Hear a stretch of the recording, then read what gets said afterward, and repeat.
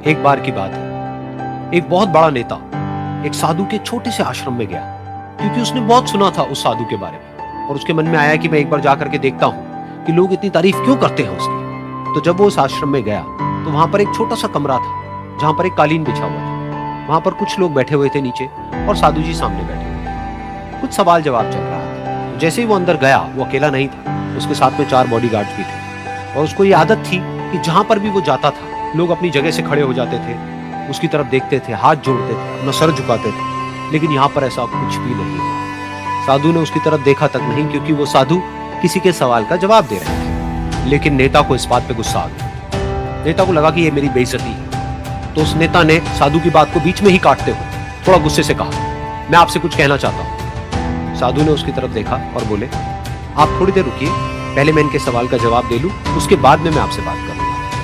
तब तक अगर आप चाहें तो आप बैठ सकते हैं। बस साधु का इतना कहने की देर थी। नेता का चेहरा गुस्से से लाल हो गया और फिर उसने अपना सारा गुस्सा उस साधु के ऊपर निकाल दिया। अभी तक वो नेता बहुत ही तमीज से बात कर रहा था, यानी कि आप कह करके बात कर रहा था। अब वो तू तड़ाक पे उतर आया। नेता ने उस साधु को कहा, तुझे पता भी है मैं कौन हूं और तू किससे बात कर रहा है? साधु ने उसकी तरफ देखा और कहा, मुझे इससे कोई फर्क नहीं पड़ता कि आप कौन हैं, लेकिन आप जो कोई भी है, अगर आप चाहते हैं कि मैं आपके सवाल का जवाब दूं या आपसे बात करूं तो आपको कुछ देर रुकना होगा। और साधु के ये कहते ही नेता गुस्से से पागल हो गया और वहीं सबके सामने चीखने चिल्लाने लगा, अब मैं तुझे तेरी असली औकात दिखाऊंगा। तूने मुझसे पंगा लेकर के ठीक नहीं किया। तुझे पता भी है मैं तेरे बारे में क्या सोचता हूं। साधु ने फिर से उसकी तरफ देखा और बड़े ही प्रेम से कहा कि मुझे इससे कोई फर्क नहीं पड़ता है कि आप मेरे बारे में क्या सोचते हैं। आप जो चाहे वो मेरे बारे में सोच। फिर उस नेता ने बोला कि तू चाहे सुनना चाहता है या नहीं, लेकिन मैं तुझे बताऊंगा यही सबके सामने कि मैं तेरे बारे में क्या सोचता हूँ। तू एक बहुत ही घटिया इंसान है।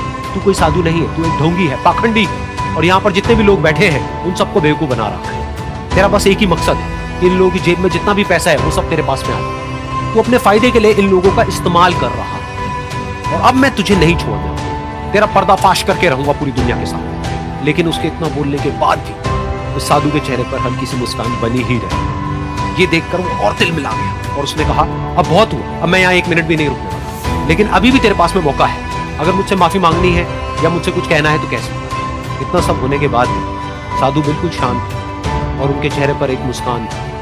उन्होंने अपनी आंखें बंद की। फिर साधु ने अपनी आंखें खोली, हाथ जोड़े और कहा कि मुझे आपसे कोई गिला शिकवा नहीं है। मेरे मन में आपके लिए कोई भी गलत ख्याल नहीं। जो भी आपने मेरे बारे में कहा वो आपकी अपनी सोच थी, तो मुझे आप में कोई भी बुराई नजर नहीं आती। मुझे आप एक बहुत ही भले इंसान लगते हैं। और साधु के इतना कहते ही नेताजी का दिमाग 7वें आसमान पर पहुंच गया। उनके चेहरे पर एक अजीब सी खुशी थी, क्योंकि उस साधु ने वो ही कहा जो बाकी सब लोग उस नेता को कहते हैं। और वो खुशी खुशी उस आश्रम से अपने घर की तरफ चला और जा करके अपने पिताजी के साथ में बैठ गया। उसके पिताजी की आंखें बंद थी और वो ध्यान में थे। पूरी जिंदगी उन्होंने सिर्फ लोगों की सेवा करी और बदले में कुछ भी एक्सपेक्ट नहीं किया। तो थोड़ी देर बाद जब उन्होंने अपनी आंखें खोली और देखा अपने बेटे को अपने साथ बैठे हुए, तो उनके बेटे के चेहरे पर आज एक अजीब सी खुशी थी जो आज से पहले उन्होंने कभी नहीं देखी थी। फिर उसने एक एक करके सब कुछ बताया कि आज क्या हुआ, किस तरह से वो आश्रम गया, वहां पर क्या हुआ, उसने क्या कहा, उन्होंने क्या कहा। तो जब इसके पिताजी ने पूरी बात सुनी